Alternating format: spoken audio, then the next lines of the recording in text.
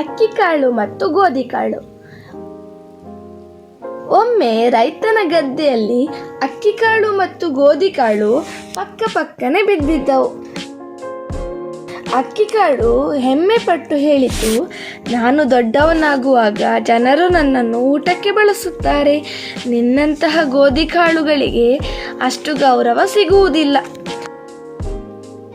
ಗೋಧಿ ಕಾಳು ನಗುತ್ತಾ ಹೇಳಿತು, ಗೌರವ ಮುಖ್ಯವಲ್ಲ, ಆದರೆ ಎಲ್ಲರಿಗೂ ಉಪಯುಕ್ತವಾಗುವುದೇ ದೊಡ್ಡದು. ನಾನು ಜನರಿಗೆ ಅನ್ನ, ಹಿಟ್ಟು, ರೊಟ್ಟಿ ಕೊಡಬಲ್ಲೆ.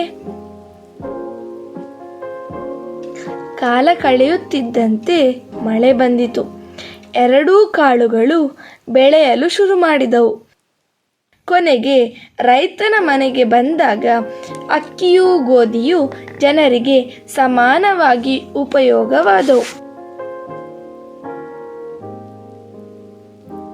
ನೀತಿ: ಯಾವ ಕೆಲಸ ಚಿಕ್ಕದಾಗಿರಲಿ ದೊಡ್ಡದಾಗಿರಲಿ, ಉಪಯುಕ್ತವಾಗಿದ್ದರೆ ಅದೇ ನಿಜವಾದ ಮೌಲ್ಯ.